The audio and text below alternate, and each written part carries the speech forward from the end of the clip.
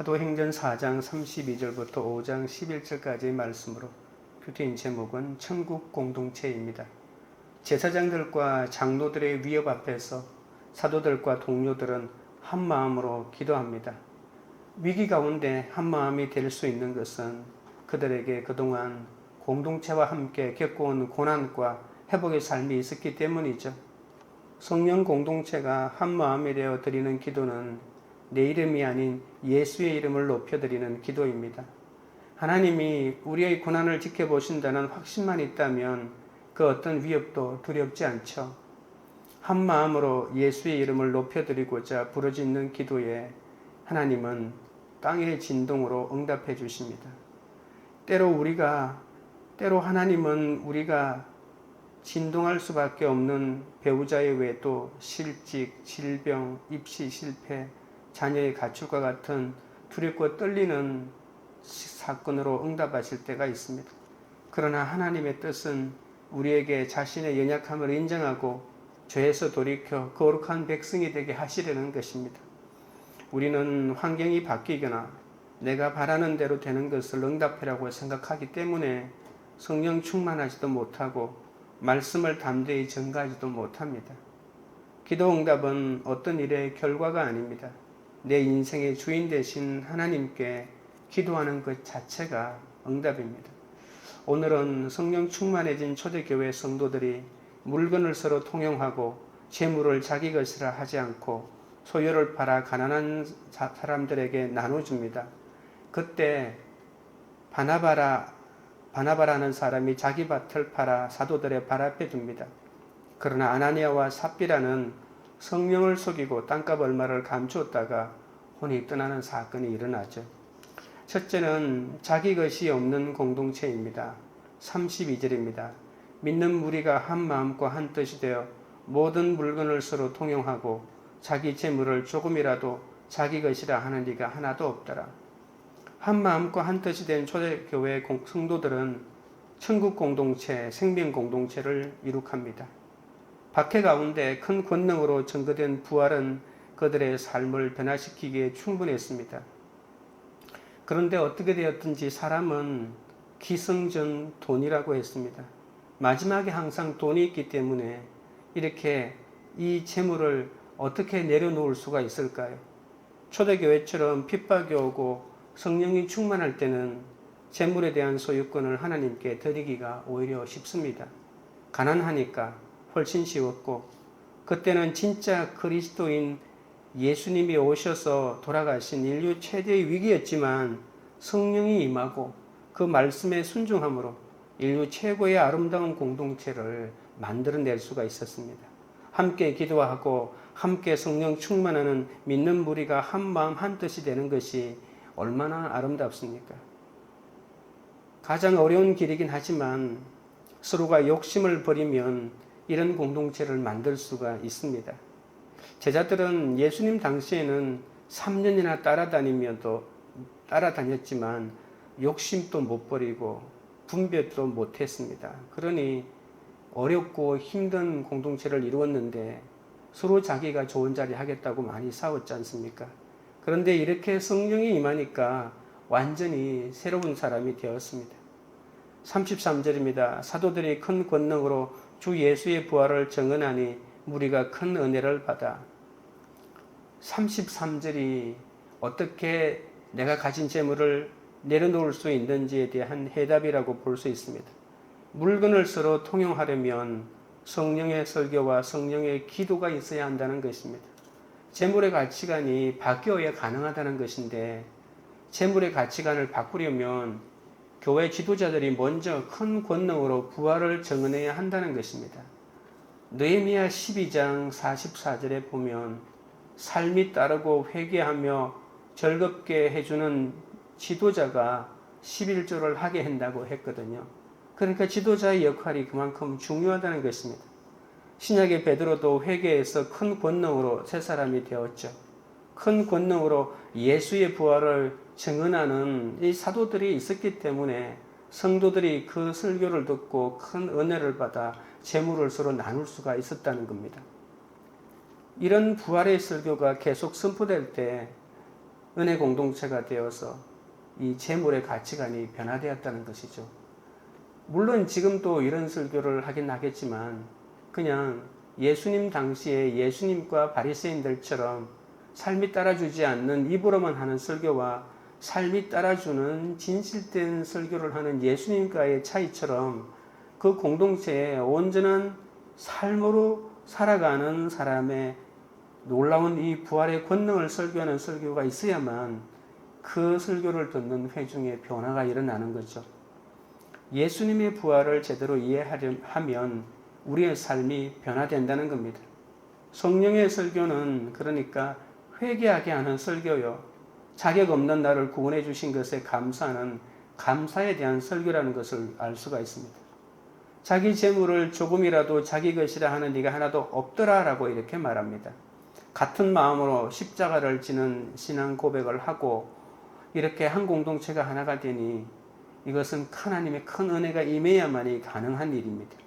예수 그리스도의 십자가에서의 죽음과 그리고 사망으로부터의 부활을 믿어서 구원을 얻은 자들만이 모두 이 복음 전파에 라고 하는 사랑에 비춰진 사람들임을 기억하고 오히려 이런 일에 자신들의 재물이 사용된다는 것을 알았기 때문에 그것에 더 힘쓴 것이죠. 단순히 재물을 나눈 것이 아니고 자신의 재물들이 이 내가 받은 이 은혜, 이 복음의 은혜, 이 그리스도의 구원을 전파하는 데 사용된다고 하니까 그렇게 기꺼이 재물을 내려놓을 수 있었고 재물에 대한 가치관이 바뀔 수 있었던 것이죠. 34절 35절입니다. 그 중에 가난한 사람이 없으니 이는 밭과 집 있는 자는 팔아 그 판 것의 값을 가져다가 사도들의 발 앞에 두매 그들이 각 사람의 필요를 따라 나누어 줍니다. 교회도 가난한 사람이 너무 많지 않습니까? 그런데 하나님께서 가난한 사람이 없으니라고 이렇게 말합니다. 10명, 20명 공동체도 아니고 수천 명이 구원을 얻는 역사가 일어나서 적어도 예루살렘 교회는 10,000명에 가까운 성도들이 있었을 터인데요. 가난을 저주로 여기고 계속 동정하여 구제만 한다면 그것은 은혜 공동체가 아니고 사회단체나 구제하는 공동체가 될 수밖에 없었겠죠. 신명기 15장 4절에서 5절에 보시면 이렇게 말합니다. 내가 만일 내 하나님 여호와의 말씀만 듣고 내가 오늘 내게 내리는 그 명령을 다 지켜 행하면 너희 중에 가난한 자가 없으리라고 하나님이 이렇게 약속해 주셨는데 이 약속이 실제로 이루어지는 사건이 바로 이 사도행전 이 4장에서 이루어진다는 것입니다.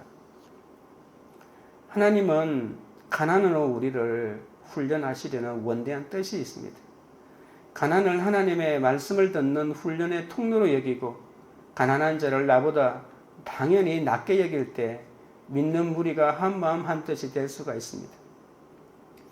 고난받는 한나 한 사람 때문에 이 부패한 엘리 제사장의 이스라엘 교회를 하나님이 지켜주셨거든요. 정말 가난하고 힘든 사람이 기도하기 때문에 그 사람을 오히려 존경해야 한다는 것입니다. 누가 눈물을 흘리며 교회를 위해 기도할까요? 가난한 사람은 저절로 눈물의 기도가 나온다는 겁니다. 복된 공동체가 되는 것은 눈물의 기도를 하는 그 한 사람 때문이거든요. 헌금을 많이 내는 사람 때문에 교회가 세워지는 것이 아니라 비록 가난하여 눈물의 기도밖에 드릴 수 없는 그 사람이 드리는 기도가 하나님께서 그 기도를 들으시고 교회를 지켜주시고 세워주신다는 겁니다. 이게 구속사의 시각이라는 겁니다. 모든 물건을 서로 통용하고라고 하는 이 말은 정확하게 원어로 보면 우리가 코이노니아라고 살펴봤잖아요. 교제한다는 뜻이 있습니다. 이렇게 서로 물건을 서로 통용하는 것도 일종의 성도들 사이의 친밀한 주 안에서의 교제의 한 방법인 거죠. 구제를 말하는 것이 아닙니다. 그냥 내가 돈이 많기 때문에 돈을 내는 것은 성도들 사이의 교제가 아니죠. 사귐이 아니죠. 그런데 성경은 내 물건을 서로 통용하는 것도 이 코이노니아라고 하는 하나님과의 예수 안에서의 교제의 차원에서 말하고 있는 것이기 때문에 단순히 돈을 나눈 것이 아니고 마음을 나눈 것이고 사랑을 나눈 것이고 내가 받은 은혜를 나눈 것이라고 볼 수가 있는 것이죠. 진정한 교제는 그런 의미에서 위로부터 오는 선물로 은혜로 받아야만 가능하다는 것을 알 수 있습니다. 우리가 돈을 내고 마음을 안 낼 수도 있잖아요. 무언가를 주면서도 눈빛으로는 사랑을 전하지 않는 수도 있으니까 그런 것을 말한 것이 아니라고 볼 수가 있죠. 그냥 내가 돈이 많기 때문에 더 많이 내는 것은 돈을 많이 낼 수는 있겠지만 그 교회 공동체 안에서 진정한 교제가 일어났다고는 말할 수가 없을 것입니다. 재물을 비롯한 나의 모든 소유는 하나님이 잠시 내게 맡겨주신 것이 그뿐이고 내 것이 아니다고 하는 이런 새로운 재물관에 대한 가치관이 만들어지면 이런 헌신을 할 수가 있는 것이죠. 적용 질문 드립니다. 나는 영육간에 가난하다고 생각합니까? 부유하다고 생각합니까? 가난하다면 다른 이에게 나누지 않고 받으려고만 해서 그런 것은 아닙니까? 둘째는 위로의 아들이 있는 공동체입니다. 36절, 37절입니다. 구브로에서 난 레위족 사람이 있으니 이름은 요셉이라. 사도들이 일컬어 바나바라 번역하면 위로의 아들이라 하니 그가 밭이 있음에 팔아 그 값을 가지고 사도들의 발 앞에 두니라. 자기 것을 주장하지 않는 천국 공동체의 중심에 바나바가 있다고 합니다. 교제는 서로 통용한다는 코이노니아라고 하지 않았습니까? 이 코이노니아를 잘하는 사람 가운데 바나바를 하나님이 기억하시고 높이고 계십니다. 그의 이름은 요셉으로 가난한 사람들을 돕고자 밭을 팔았다고 합니다. 사도들은 그를 위로의 아들이라 하고 백성은 그를 권위자라고 불렀습니다. 특별히 본문에서 바나바를 레위족이라고 언급합니다. 원래 레위인들은 땅을 가질 수가 없었죠. 그런데 땅에 있었다고 합니다. 바나바는 사도들의 성령 설교를 듣고는 성령의 은혜가 강력하게 자신에게 임하고 그래서 모든 레위인의 특권을 내려놓습니다. 그 값을 가지고 사도들의 발 앞에 두니라는 땅 판 돈으로 10원도 남김없이 사도들의 발 앞에 두었고 하나님에 드렸다는 그런 뜻입니다. 바나바는 성경에 자신의 이름과 별명까지 언급되는 어마어마한 영광을 얻게 됩니다. 사람은 자신을 나타내지 않기가 참 어렵잖아요. 그런데 사도들이 전해주는 복음과 사도들을 신뢰해서 땅 판값을 발 앞에 두었다고 하니 하나님 앞에 둔 것입니다. 초대교회는 자기 이름을 내주지 않아도 모두 사도들을 믿고 사도들의 눈도 안 마주치고 다 발 앞에 갖다 두었다는 겁니다. 우리가 성령 충만할 때 모든 것이 넘치는 인생을 살 수 있습니다. 서로 가난한 사람이 없고 우리의 고난마저 통용하고 내놓을 때 억만금을 내놓는 것보다 위로와 안식과 치유가 되는 거죠. 돈만 내놓은 것이 아니라 내 상처도 내놓고 내 마음에 누구에게도 말하지 못하는 아픔도 내어놓고 그러니까 안식이 일어나고 치유가 일어나는 거죠. 이렇게 나누어 주려면 빚을 안 지려고 죽음에 이르는 각오를 해야 됩니다. 내가 빚 안 지는 게 남을 도와주는 비결이 되죠. 자손 대대로 가난한 자가 없도록 하나님의 소유된 백성으로 성령의 은혜를 누리는 복을 받아야 됩니다. 적용 질문 드립니다. 나는 공동체에서 고난을 나누고 회개한 지체를 격려하며 슬픔 가운데 있는 지체를 위로하고 있습니까? 셋째는 감춘 것을 책망하는 공동체입니다. 1절부터 4절입니다. 아나니아라 하는 사람이 그의 아내 삽비라와 더불어 소유를 팔아 그 값으로 얼마를 감춤해 그 아내도 알더라. 얼마만 가져다가 사도들의 발 앞에 두니 베드로가 이르되 아나니아야 어찌하여 사탄이 내 마음에 가득하여 내가 성령을 속이고 땅값 얼마를 감추었느냐. 땅이 그대로 있을 때는 내 땅이 아니며 판 후에도 내 마음대로 할 수가 없더냐.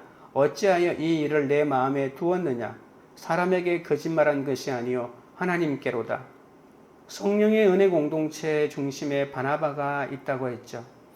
그는 백성들을 위로하기 위해 자신의 소유를 팔아 회개하고 돌이킨 지체의 믿음을 돕고자 했는데 아나니아와 바나바가 이 그렇게 한 바나바가 너무나도 존경을 받으니까 경쟁심이 생겨서 흥금을 했다는 겁니다.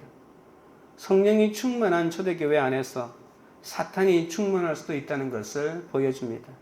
날마다 전신갑주를 입고 사탄을 물리쳐야 하는데 팔 때는 성령의 은혜로 판 것 같은데 돈을 보니까 순식간에 자기 안에 성령을 속이고 하는 마음이 생긴 것이죠. 하나님의 관심은 아나니아의 땅이 아니라 아나니아의 마음에 있고 영혼에 있다는 사실을 그는 몰랐습니다. 그래서 사람에게 잘 보이려고 하나님께 거짓말을 한 것이죠. 탐심은 우상숭배라고 했습니다. 사탄은 이렇게 광명한 천사로 과장해서 경건의 모양이 있기 때문에 넘어지기가 쉬운 거죠. 나도 속고 남도 속입니다. 사탄은 결국 시간이 지나면 사랑이 없기 때문에 드러날 수밖에 없습니다. 사탄이 가득하면 거짓말을 하고 있다는 괴로움도 없이 악을 행하는 데에 담대해집니다. 그래서 약간의 부정과 거짓이 개입되더라도 목적과 결과만 좋으면 그만 아니냐는 생각이 들어가게 되죠. 그래서 성도에게 제일 위험한 때가 승리의 순간입니다. 내 속에는 선한 것이 하나도 없고 예수님의 은혜가 아니고서는 어떤 작은 유혹도 이길 수 없다는 사실을 우리가 깊이 알아야 합니다. 아나니아와 삽비라는 자신에게 속해 있는 재산을 하나님께 바칠 수 있었음에도 불구하고 이 권세를 사탄에게 내어줌으로써 그 안에 거짓말을 둘 수밖에 없었던 겁니다. 5절입니다. 아나니아가 이 말을 듣고 엎드려져 혼이 떠나니 이 일을 듣는 사람이 다 크게 두려워하더라. 아나니아의 혼이 떠났으니 완전히 심판받은 것이라고 볼 수가 있겠죠. 이 일을 듣는 사람이 다 크게 두려워한 것은 이것을 하나님의 심판으로 인정하고 속지 않는 하나님에 대한 경외심을 갖게 되었기 때문입니다. 이것이 바로 성령에 대한 두려움 아니겠습니까? 아나니아와 삽비라가 밭을 판 동기는 믿음이 아닌 시기심과 비교의식에서 비롯되었다고 우리가 알 수가 있습니다. 하나님이 그들을 징계하신 것은 그들이 헌금을 적게 했기 때문이 아니죠. 내가 삶의 주인이 되어서 내 마음대로 결정하는 것이 바로 우상을 섬기는 것인데 그들은 근본적으로 하나님의 통치를 받을 마음이 없었기 때문에 이런 비참한 심판을 당한 것입니다. 6절부터 8절입니다. 젊은 사람들이 일어나 시신을 사서 메고 나가 장사하니라. 3시간쯤 지나 그의 아내가 그 일어난 일을 알지 못하고 들어오니 베드로가 이르되 그 땅 판값이 이것뿐이냐 내게 말하라 하니 이르되 예 이것뿐이라 하더라. 정말 좋은 남편 좋은 부인이라면 배우자가 하나님의 뜻대로 사는지 신앙생활을 잘 하는지 점검해야 합니다. 부부 가운데 한 사람이라도 이 성령에 대한 두려움이 있었다면 아나니아와 삽비라처럼 이런 불행한 일들이 이렇게 동시에 일어나지는 않았을 것입니다. 사람이 보는 앞에서 하는 외식보다 없는 데서 하는 외식이 훨씬 더 무섭습니다. 말씀이 들어가고 아는 게 많다 보니 안 해야 된다고 생각은 하지만 배울수록 이 외식이 늘어날 수밖에 없거든요. 이 외식의 끝판왕이라 할 수 있는 바리새인들이 예수님을 죽이는 데까지 나가지 않았습니까? 물질이 없었다면 차라리 속이지 않았을 텐데 물질이 생기니까 감추게 되는 거죠. 남편과 아내 사이에는 어떨 때는 이 복종의 언어를 써야 하지만 남편과 아내가 사탄의 노릇을 하고 있으면 눈물을 흘리면서 말씀의 금을 들이대면서 멈추도록 하거나 회개하게 하거나 못하게 해야 하지 않습니까? 나쁜 짓을 하고 하나님이 싫어하는 일을 꾸미고 있다는 것을 알면서도 복종하라고 했다고 하면서 복종만 한다면 나도 망하고 배우자도 망하는 것이죠. 처음에 은혜로 구원을 받지만 그 다음에는 우리가 가만히 있어도 그냥 믿음이 그대로 존재하는 것이 아니라 그냥 가만히 있으면 더 나빠지게 되어 있습니다. 영적인 일이란 것은. 그래서 우리가 구원받고 난 다음에는 그 다음에 그 마음에 이렇게 성령으로 충만함이 있어야 되거든요. 교회 공동체에서 다른 모든 사람이 아는 아픔이 있는 것이 오히려 낫습니다. 차라리 나의 거룩을 위해서 그 아픔이 교만하지 못하도록, 외식하지 못하도록 나를 붙잡아 주기 때문이죠. 하지만 공동체에 내 아픔을 드러내지 않고 숨기기만 한다면 교회 안에서 내 의식과 그 가증한 삶이 더 드러나기 좋다는 것입니다. 아나니아도 성령의 놀라운 역사를 체험한 초대교회 성도 아니었습니까? 이런 성령의 놀라운 역사를 체험하고도 이렇게 되었다는 것은 참 불행한 일입니다. 천국 공동체에서도 이렇듯 성령을 속이고 감추고 외식하는 일이 있을 수밖에 없다는 것은 지금의 교회도 마찬가지라는 거죠. 그러나 사람은 속일 수 있어도 하나님은 속일 수 없음을 아는 것이 바로 은혜입니다. 아나니아와 삽비라처럼 부가 죄를 짓는 일에도 하나 되는 삶을 살았으니 죽은 것과 마찬가지죠. 살았으나 죽은 것과 마찬가지입니다. 우리도 십자가를 마음으로 함께 깨닫지 않으면 모두가 은혜 받지만 나는 오히려 비참한 결과를 맞이할 수도 있다는 것이죠. 성도는 하나님 앞에 감춘 것을 회개하도록 돕는 공동체의 책망을 겸허히 듣고 그래서 늘 공동체에 묻고 가는 것이 필요합니다. 9절부터 11절입니다. 베드로가 이르되 너희가 어찌 함께 꾀하여 주의 영을 시험하려 하느냐. 보라 내 남편을 장사하고 오는 사람들이 발이 내 문 앞에 이르렀으니 또 너를 메어 나가리라 하니 곧 그가 베드로의 발 앞에 엎드려져 혼이 떠나는지라. 젊은 사람들이 들어와 죽은 것을 보고 메우다가 그의 남편 곁에 장사하니 온 교회와 이 일을 듣는 사람들이 다 크게 두려워하더라. 아나니아와 삽비라의 죄는 주의 영을 시험한 것이라고 본문이 정확하게 말합니다. 하나님에 대한 근본적인 불신과 폐역이 원인이라는 것이죠. 성령을 속인 자들에 대한 하나님의 적극적인 심판을 통해 하나님께서 성령을 속이는 행위가 얼마나 미워하시는지를 잘 나타내주고 있습니다. 또한 초대교회의 성령의 역사가 얼마나 강력하게 일어나는지도 잘 볼 수가 있죠. 아나니아의 아내 삽비라에게도 적극적인 심판이 이루어집니다. 11절에 보시면 원어로는 큰 두려움이 주어로 나옵니다. 이 두려움이야말로 하나님을 향한 경외심이죠. 초대교회의 이 사건은 두려워하고 찔림을 받으라는 일벌백계의 차원에서도 의미가 있습니다. 여리고에 들어갈 때도 외투 훔친 아간을 진멸하고 그곳을 아골골짜기로 만들지 않았습니까? 우리가 하나님 앞에 감춘 게 얼마나 많습니까? 우리가 이렇게 죽을 수밖에 없는 인생인데 아나니아와 삽비라를 보면서 내 죄를 회개해야 되는데 헌금하고도 이렇게 죽을 수 있는가 보다.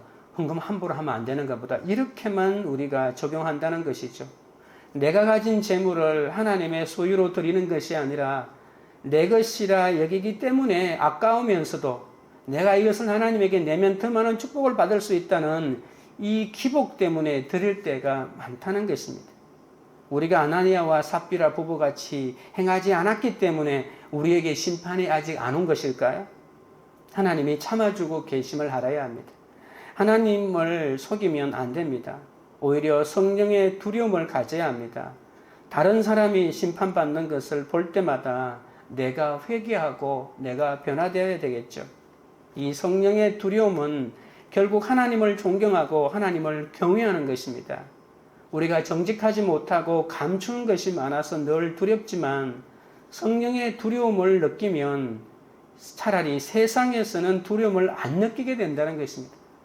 믿음이라고 하는 것은 정말 두려워해야 될 자를 두려워하고 두려워하지 않아야 할 자를 두려워하지 않는 것이거든요. 성령의 두려움을 가질 때 이 땅에서 아무것도 두려워하지 않게 될 줄 믿습니다. 적용 질문 드립니다. 가족이나 지체가 하나님 앞에 감춘 것을 볼 때 어떻게 합니까? 내가 먼저 회개하는 것이 바로 그들이 회개하도록 돕는 길임을 믿습니까? 기도드리겠습니다. 하나님 아버지, 재물의 가치관이 바뀌기 위해서는 너무나 많은 훈련이 있어야 한다는 것을 고백드립니다. 주님, 큰 부활의 권능을 알고 그리고 듣고 나누며 함께 가지 않으면 내가 주님을 십자가에 못 박았다는 고백이 나오지 않고 내 소유가 주님의 소유라는 고백이 나오지 않습니다.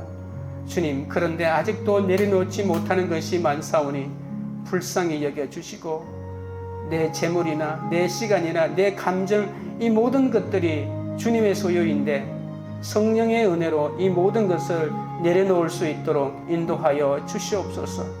나의 재물의 가치관이 하나님의 소유로 바뀌게 하여 주시옵소서. 나 같은 죄인 살려주신 것이 감사해서 큰 권능인 부활의 간증을 날마다 드리게 하여 주옵소서. 여전히 욕심이 많아서 하나님과 지체들에게 받은 만큼 돌려드리지도 나누지도 못함을 용서하여 주옵소서. 가난하지만 가난한 사람이 되지 않게 하여 주시옵소서. 가난의 훈련을 잘 받아서 그 가난을 통하여 이 땅의 모든 재물이 하나님께 있음을 깨닫게 하여 주시옵소서. 함께 울고 함께 웃는 공동체의 기도와 위로와 격려로 여기까지 올 수 있었는데 아직도 아나니아와 삽비라처럼 내 것만 챙기는 저를 불쌍히 여겨 주옵소서. 내 것이 모두 하나님의 것임을 삶으로 보여주는 인생이 되게 하여 주시옵소서. 우리가 정직하지 못하고 감춘 것이 많아서 늘 두려움이 많습니다. 그러나 성령의 두려움을 느끼면 세상에서는 두려워하지 않게 하여 주시옵소서. 성령의 두려움을 가질 때 이 땅에서 아무것도 두려워하지 않을 줄 믿습니다. 성령의 은혜로 이 나라를 지켜주시고 동성애 차별금지법이 통과되지 않도록 역사하여 주시옵소서. 관계 우리들 교회가 하나님의 소유로 재물의 가치관이 변하여 가난하나 가난한 자가 없는 영적 공동체가 되게 하옵소서. 각자 고난을 통용하고 내어주는 적용으로 치유와 안식과 위로가 넘치는 부활의 간정이 계속되게 하여 주옵소서. 하나님을 경외하는 성령의 두려움으로 외식을 제하는 성결한 영적 공동체, 천국 공동체가 되게 하옵소서.